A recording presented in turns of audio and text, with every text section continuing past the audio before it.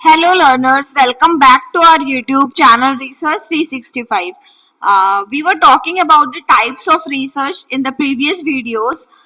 Uh, in the earlier video, we have discussed about the survey method, survey designs. So now in this video, we'll talk about the developmental studies, जो एक part है आपकी descriptive research का. तो developmental studies, जैसा कि आपको नाम से समझ में आ रहा होगा, डेवलपमेंटल रिसर्च जो है वो प्राइमरी इसमें इन्वॉल्व होता है studying how a person changes as they develop over time. कोई पर्सन या कोई प्रोसेस कैसे चेंज हो रहा है over a period of time, उसको हम बोलते हैं डेवलपमेंटल स्टडीज. डेवलपमेंटल स्टडीज मतलब विकासात्मक अनुसंधान. अब एक चीज मैं और क्लियर कर दूं, मैं थोड़ा सा कंफ्यूज थी इसमें. एक्चुअली इसमें जो डेवलपमेंटल स्टडीज है उसके टू पार्ट्स हैं. The first one is cross sectional and second is longitudinal. तो ये दोनों ही सर्वे डिजाइन्स के भी पार्ट दिए हुए थे और ये कहीं कहीं पर किसी ऑथेंटिक बुक्स में डेवलपमेंटल स्टडीज के भी पार्ट दिए हुए थे. तो मैं इसको डेवलपमेंटल स्टडीज में इंक्लूड करके पढ़ा रही हूँ, बाकी ये है कोरिलेशन का ही पार्ट. अगर आपको कहीं पर डेवलपमेंटल स्टडीज का टाइप पूछता है ऑप्शन में कि लॉन्गिट्यूडनल और क्रॉस सेक्शनल जो रिसर्चेस हैं वो किसका पार्ट है, तो आप डेवलपमेंटल स्टडीज भी लगा सकते हैं, ग्रोथ स्टडीज भी लगा सकते हैं या सर्वे डिजाइन्स भी लगा सकते हैं. ये ऐसी रिसर्चेस होती हैं डेवलपमेंटल स्टडीज जो फोकस करती हैं एज रिलेटेड चेंजेस पे, और इसकी जो ब्रांच है वो बिहेवियरल एस्पेक्ट को भी रीड करने का काम करती है सोशो कल्चर कॉन्टेक्स्ट में. तो ठीक है, मैंने जो आपको बताया कि ये सिस्टमेटिक स्टडी होती है. इसमें डिजाइन करते हैं, डेवलप करते हैं, इवेल्युएट करते हैं इंस्ट्रक्शनल प्रोग्राम्स को, प्रोसेस को एंड प्रोडक्ट्स को that must meet the criteria of internal consistency and effectiveness. उसकी इंटरनल कंसिस्टेंसी मेंटेन होनी चाहिए और उसमें इफेक्टिवनेस भी होनी चाहिए. यहाँ पर दो टाइप है आपके इसके. पहला है लॉन्गिट्यूडनल और दूसरा है आपका क्रॉस सेक्शनल. पहले हम बात करेंगे क्रॉस सेक्शनल. क्रॉस सेक्शनल कौन से डिजाइन्स होते हैं?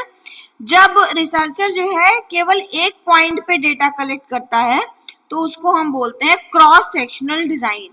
जैसे फॉर एग्जांपल अगर मैं कहूँ आपसे कि हमें चेक करना है कि ऑनलाइन शिक्षा के प्रति छात्रों का दृष्टिकोण, हम उसका मेजरमेंट, उसका आकलन करना चाहते हैं, तो क्या किया हमने, भिन्न भिन्न कक्षा के अलग अलग लेवल्स के छात्रों को एक साथ एक ही समय पर उनके जो प्रेजेंट थॉट्स थे और जो ऑनलाइन शिक्षा के उपयोग के बारे में उनके जो विचार थे वो हमने एक साथ क्या कर लिए, कलेक्ट कर लिए.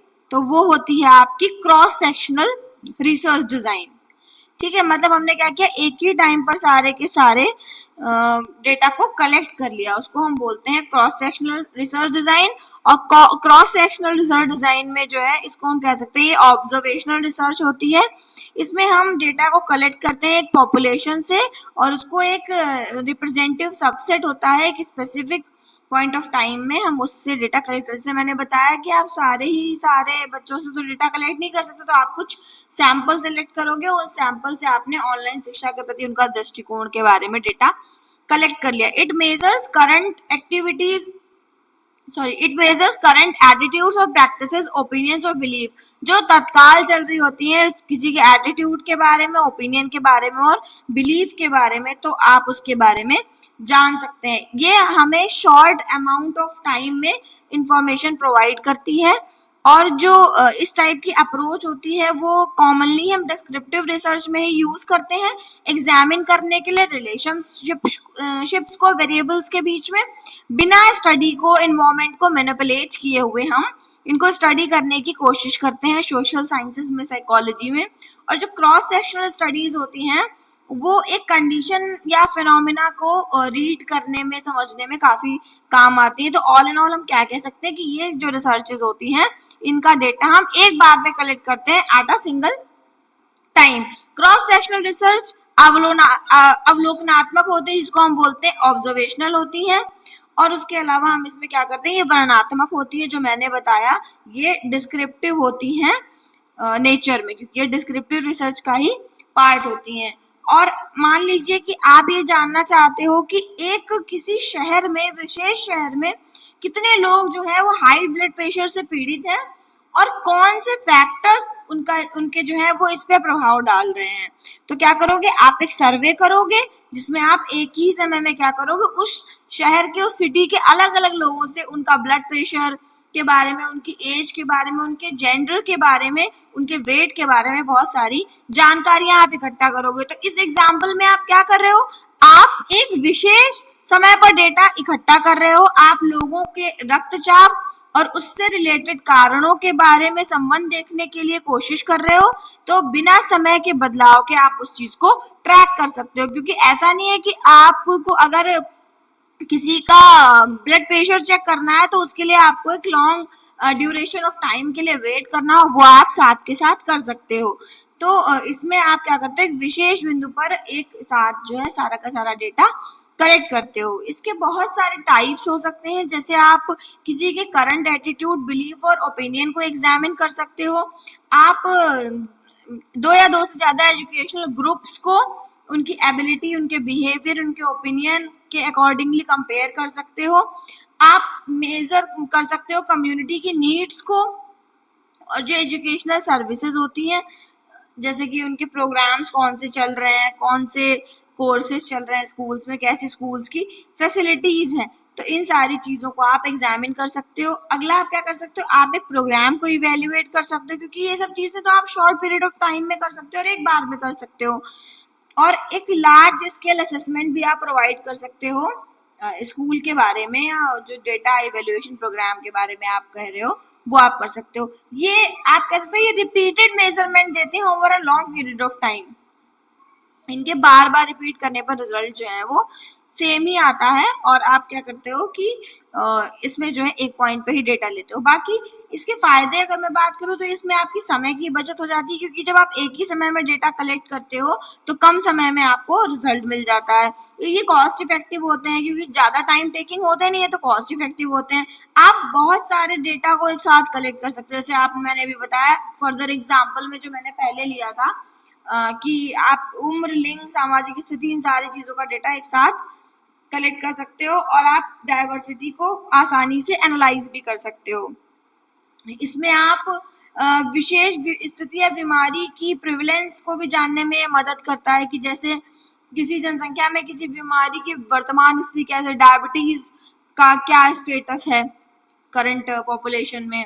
और इसमें एक से ज्यादा वेरिएबल्स को आप स्टडी कर सकते हो, उनके बीच में आप रिलेशनशिप देख सकते हो, और आपको क्रॉस सेक्शनल स्टडीज जो है वो एक नई रिसर्च के लिए, भविष्य में की जाने वाली रिसर्च के लिए भी प्रेरित करती हैं, यानी मोटिवेट करती हैं। अब क्रॉस सेक्शनल स्टडी में जैसे मैंने आपको बताया, आप एटीट्यूड पैटर्न को देख सकते हो, कम्युनिटी की नीड्स को मेजर कर सकते हो, प्रोग्राम इवेल्युएशन कर सकते हो। उसके अलावा आप ग्रुप्स में कंपैरिजन देख सकते हो, और नेशनल असेसमेंट भी आप देख सकते हो। बहुत सारे सर्वे होते हैं ना एजुकेशन से रिलेटेड, तो उनको भी आप देख सकते हो। तो ऑल इन ऑल हम क्या कह सकते हैं कि जो क्रॉस सेक्शनल रिसर्चेज होती हैं वो हमें क्या हेल्प करती हैं, एक बार में डेटा कलेक्ट करने में हेल्प करती हैं, और इसमें आप समय की बचत भी करते हो और आपका पैसा भी बचता है। और ये एक तरीके की डिस्क्रिप्टिव रिसर्च होती है, इसमें आप बिना किसी चीज को मैनिपुलेट करे उनके बीच में रिलेशन देख सकते हो। इसके टाइप्स मैंने बताया आपको, ये इसी आधार पर आप टाइप्स में भी डिवाइड कर लोगे, एटीट्यूड, बिलीफ और ओपिनियन के आधार पर, दो या दो से ज्यादा एजुकेशनल इंस्टीट्यूशन को कंपेयर करके, कम्युनिटी नीड्स को मेजर करके, किसी प्रोग्राम को इवेल्युएट या उसका मूल्यांकन करके, एक लार्ज नंबर पे असेसमेंट करके आप देख सकते हो क्रॉस सेक्शनल रिसर्चेज। अब आती हैं आपकी कौन सी रिसर्चेज, जिनको हम कहते हैं लॉन्गिट्यूडनल रिसर्चेज, है ना। लॉन्गिट्यूडनल का क्या मतलब हुआ, लॉन्गिट्यूडनल का मतलब हुआ कि आप क्या कर रहे हो, एक रिसर्च को लॉन्ग टाइम तक कर रहे हो, लंबे समय तक आप किसी रिसर्च को कर रहे हो, तो उसको आप कह सकते हो वो होती है आपकी लॉन्गिट्यूडनल रिसर्च। ये क्रॉस सेक्शनल रिसर्च के अपोजिट होती है, और ये भी एक डिस्क्रिप्टिव रिसर्च का ही पार्ट होती है। जो लॉन्गिट्यूडनल स्टडी होती है वो एक ऐसी रिसर्च डिजाइन होती है जिसमें रिपीटेड ऑब्जर्वेशन या डेटा कलेक्शन को हम सेम सब्जेक्ट से over N extended period of time तक कलेक्ट करते रहते हैं। मतलब एक ही सब्जेक्ट रहेगा और बहुत लंबे समय तक हम उसी से बार बार डेटा लेते रहेंगे।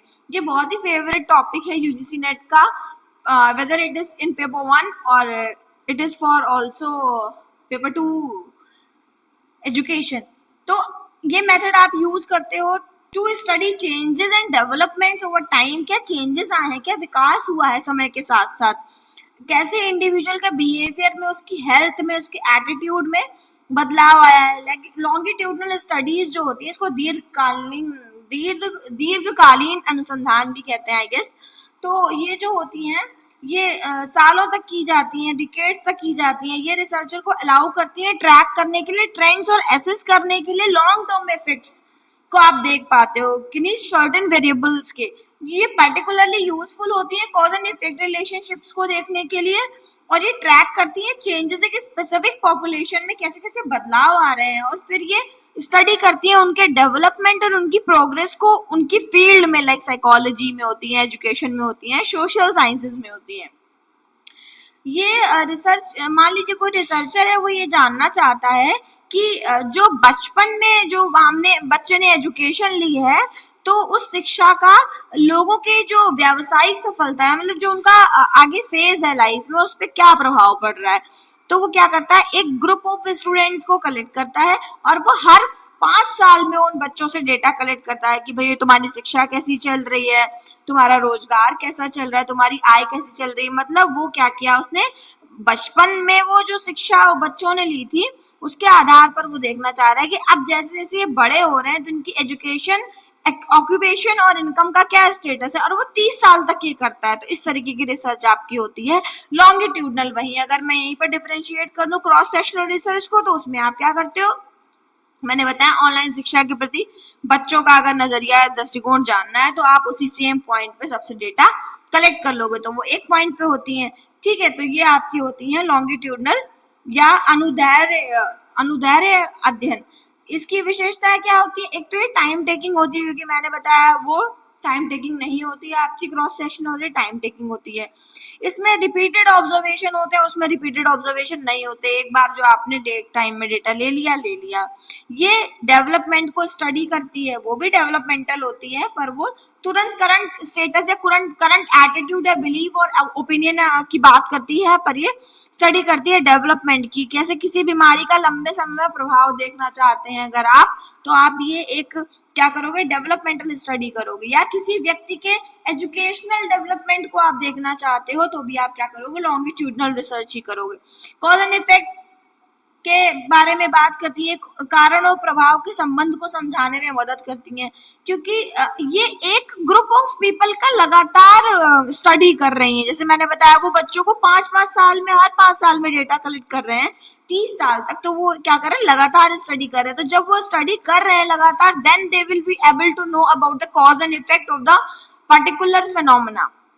इसलिए इसमें एथिकल कंसीडरेशंस होते हैं। जब आप लॉन्गिट्यूडनल रिसर्च करते हो तो आप नैतिकता को भी ध्यान में रखते हो, क्योंकि अगर आपको अपने प्रतिभागियों की रिटेंशन को बनाए रखना, आपको चाहिए कि उनमें ठहराव रहे, तो आपको उनको गोपनीयता तो देनी ही देनी होगी।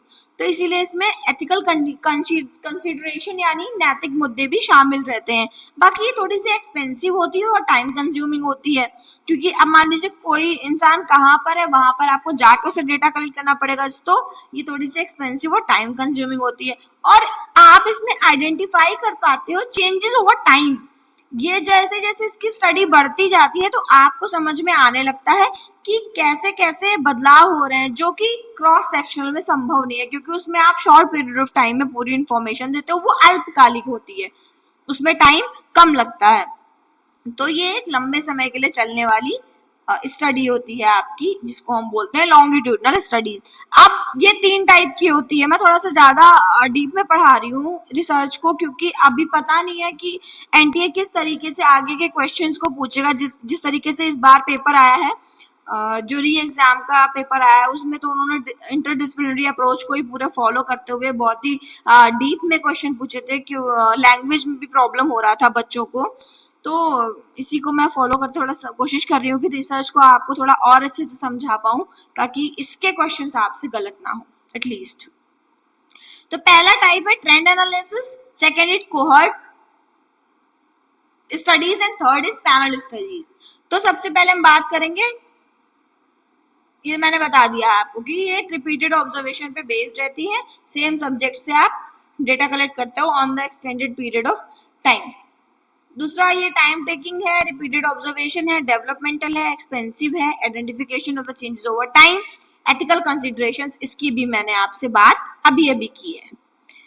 ट्रेंड स्टडीज, ट्रेंड स्टडीज का मतलब है researcher aims to study changes within some general population to identify and examine changes within that population over the time. मतलब ये एक इस प्रकार का अध्ययन है जिसमें समय के साथ एक विशेष आबादी समूह में होने वाले परिवर्तनों को हम देखते हैं।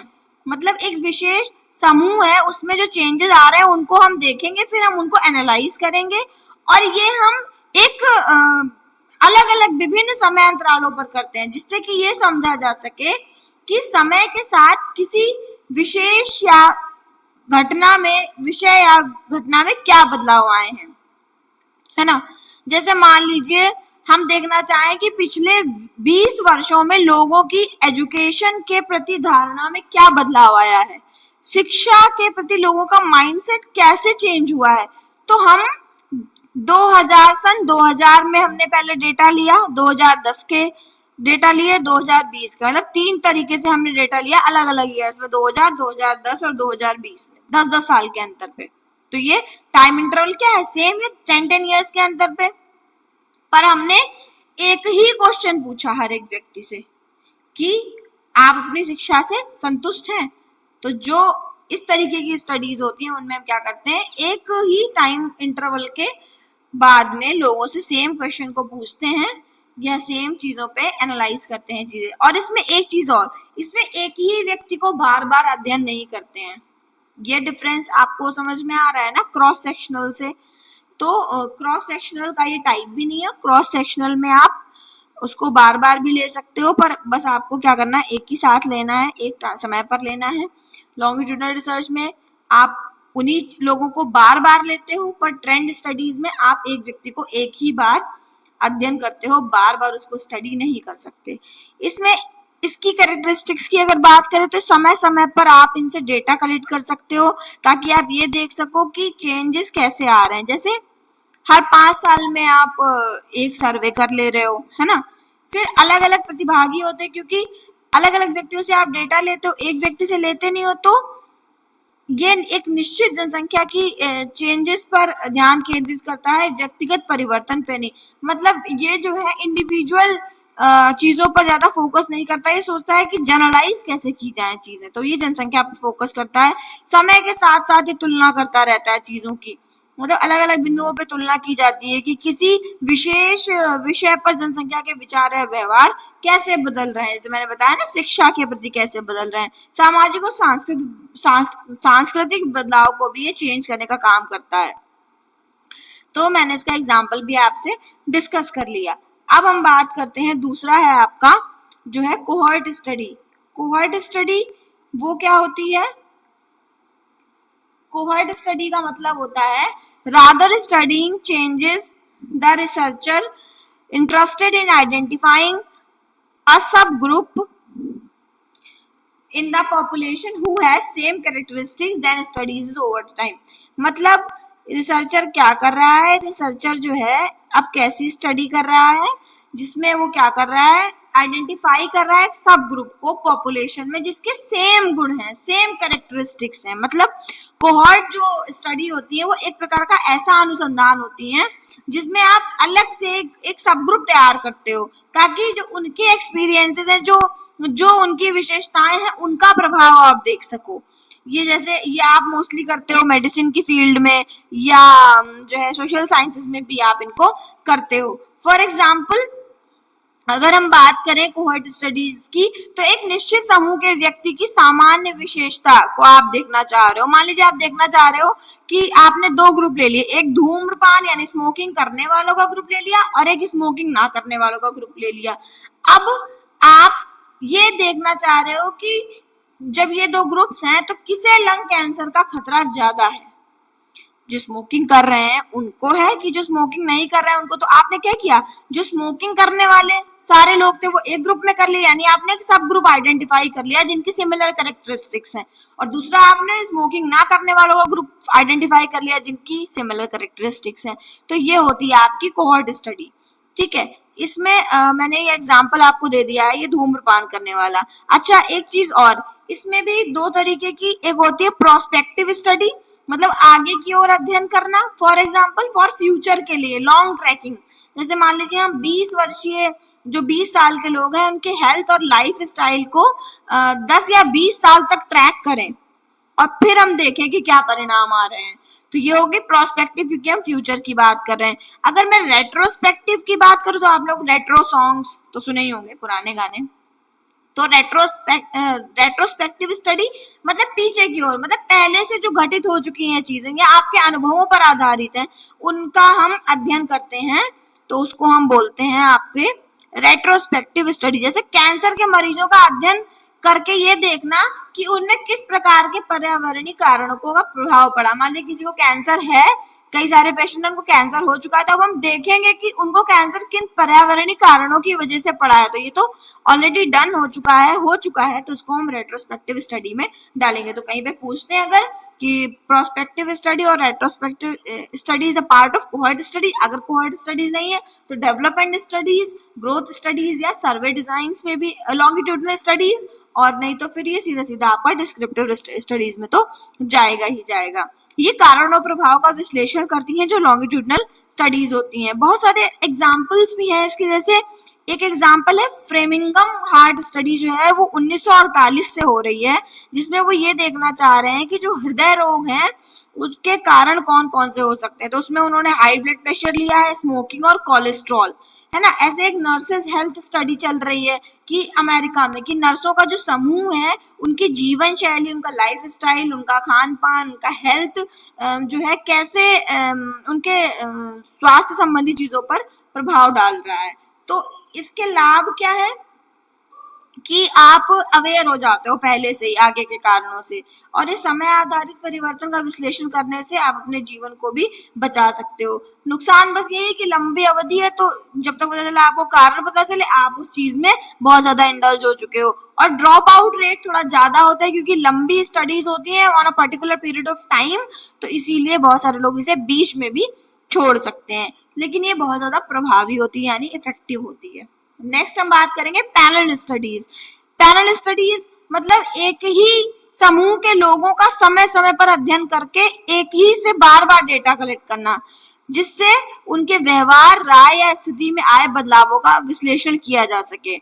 मतलब एक आपने क्या किया, रिसर्चर जो है सेम पीपल को बार बार एग्जामिन कर रहा है, तो आप उसको क्या कहोगे, पैनल स्टडीज कहोगे, है ना। पैनल स्टडीज का क्या मतलब हुआ कि एक ही समूह के लोगों को आप बार बार अध्ययन कर रहे हो उनका, या क्या कर रहे हो, उनको बार बार उनके व्यवहार का अवलोकन कर रहे हो कि किस तरीके से उनको विश्लेषण किया जा सके। इसमें क्या कहते हैं आप कि जो प्रतिभागी हैं उनसे डेटा आप कलेक्ट करते हैं। इसका उद्देश्य क्या होता है, समाज में होने वाले बदलावों का अध्ययन करना होता है। ये विज्ञान, अर्थशास्त्र, राजनीति और जनसांख्यिकी जैसे विषयों में उपयोगी रहता है। अगर आप देखो कि इसकी विशेषताएं क्या है, तो इसकी विशेषताएं, एक तो इसमें कॉन्टिन्यूटी होती है, और दूसरा क्या होता है, ये आपकी जो पैनल स्टडीज होती हैं ये व्यक्तिगत और सामूहिक दोनों तरीके के परिवर्तनों पर फोकस करती हैं। उसके अलावा ये अलग अलग समूहों पर भी डेटा आप कलेक्ट कर सकते हो, कारण और प्रभाव की भी व्याख्या करती हैं। अगर मैं एग्जाम्पल की बात करूं तो ब्रिटिश हाउस होल्ड पैनल सर्वे एक चला था 1991 में। उसमें क्या किया गया कि ब्रिटेन के परिवारों की इकोनॉमिक स्टेटस कैसा है, इनका एम्प्लॉयमेंट कैसा है, उनका हेल्थ, एजुकेशन, इन सारी चीजों पे डेटा कलेक्ट किया गया। तो मतलब परिवार तो वो एक ही है, एक ही परिवार से वो बार बार डेटा कलेक्ट कर रहे हैं। और एग्जाम्पल्स की अगर बात करी जाए तो इंडियन ह्यूमन डेवलपमेंट सर्वे ISDS, तो ये एक बड़ा पैनल अध्ययन है जिसमें क्या किया गया, भारतीय परिवारों का सामाजिक और आर्थिक पहलुओं पर डेटा इकट्ठा किया गया। ये 2004-5 में किया गया और 11-12 में किया गया, जिसमें क्या देखा गया, उनका एजुकेशन, उनका हेल्थ, उनकी इनकम, उनका लाइफ स्किल्स, लाइफ स्टेटस, उसके बारे में जानकारी जुटाई गई। और फिर देखा गया क्या बदलाव आए, 2004-5 में वो कैसे थे और 11-12 में वो क्या बदलाव आए हैं उनमें। नेशनल एजुकेशन इलेक्शन स्टडी, तो समूह एक कोई चुना गया, उसमें इलेक्शन के बारे में पहले जानकारी इकट्ठा करी गई, फिर पर्टिकुलर टाइम के बाद में जानकारी इकट्ठा करी गई। तो इसमें आप क्या कर सकते हो, व्यक्तिगत परिवर्तन की पहचान कर सकते हो कि भाई एक परिवार में जो चेंजेस आ रहे हैं ये किस कारण की वजह से आ रहे हैं, कारण प्रभाव आप देख सकते हो, और इसमें लंबे समय तक डेटा आप कलेक्ट करने के लिए बाधित हो जाते हो। ये महंगा होता है, टाइम बाउंड होता है, ड्रॉप आउट का इसमें भी डर रहता है, और इसका उपयोग आप रिसर्च में, सोशल चीजों में, मतलब सोशल साइंसेज में, इकोनॉमिक्स में, सारी चीजों में कर सकते हो, ताकि आप व्यक्तियों या समूहों के बारे में, उनके व्यवहार और विचार के बारे में आए बदलावों का विश्लेषण कर सको। तो यहीं पर आपकी खत्म होती है लॉन्गिट्यूडनल स्टडीज। तो मैंने आज आपको क्या बताया, मैंने आपको बताया कि डेवलपमेंटल स्टडीज जो होती हैं उनको हम ग्रोथ स्टडीज भी कह सकते हैं, और ये लॉन्गिट्यूडनल और क्रॉस सेक्शनल जो है वो सर्वे डिजाइन के भी पार्ट्स हैं, क्योंकि मैंने बहुत ही ऑथेंटिक बुक्स से पढ़ा है, तो इसलिए मैंने वहां पर ये चीज देखी, तो मैंने सोचा आपको बता दूं। क्रॉस सेक्शनल एक जो रिसर्चर है डेटा कलेक्ट कर रहा है वन पॉइंट ऑफ टाइम में, और जो लॉन्गिट्यूडनल होती है वो रिपीटेड ऑब्जर्वेशन होते हैं, उसमें सेम सब्जेक्ट से बार बार डेटा कलेक्ट करना। इसमें आपके 3 type, trend studies, cohort studies और पैनल स्टडीज। अब एक बार ये देख लेते हैं कि क्रॉस सेक्शनल और लॉन्गिट्यूडनल स्टडी में डिफरेंस क्या है। तो पहला तो यही कि ये क्विक होती है क्रॉस सेक्शनल, और लॉन्गिट्यूडनल जो स्टडीज होती हैं वो टाइम टेकिंग होती हैं। इसमें आप डेटा एक बार में कलेक्ट करते हो, उसमें रिपीटेड मोड में आप डेटा कलेक्ट करते हो। क्रॉस सेक्शनल स्टडीज में आप डिफरेंट सैंपल को यूज कर लेते हो, लेकिन लॉन्गिट्यूडनल स्टडीज में आपको सेम सैंपल को ओवर द इयर्स यूज करना पड़ता है। क्रॉस सेक्शनल स्टडीज को आप जो है उसमें पिन पॉइंट नहीं कर सकते हो कॉज एंड इफेक्ट रिलेशनशिप, पर आप लॉन्गिट्यूडनल स्टडीज में कारण और प्रभाव की का विश्लेषण कर सकते हो, रिलेशनशिप्स का। क्रॉस सेक्शनल स्टडीज में आप मल्टीपल वेरिएबल्स को यूज कर सकते हो, लेकिन लॉन्गिट्यूडनल स्टडीज में आप एक वेरिएबल को ही यूज करोगे। और क्रॉस सेक्शनल स्टडीज थोड़ी चीपर होती हैं, और जो लॉन्गिट्यूडनल स्टडीज होती हैं वो एक्सपेंसिव होती हैं। आई होप आपको ये समझ में आया हो जो मैंने आपको आज बताया रिसर्च का type, that is longitudinal and cross sectional, क्योंकि ये क्वेश्चन बहुत ही ज्यादा बार पूछा जाता है यूजीसी नेट के पेपर में, तो मैंने इसीलिए इसको थोड़ा सा डिटेल में कवर किया है। अगर आपको ये वीडियो अच्छा लगा हो so please like, share and subscribe research 365। Stay tuned guys.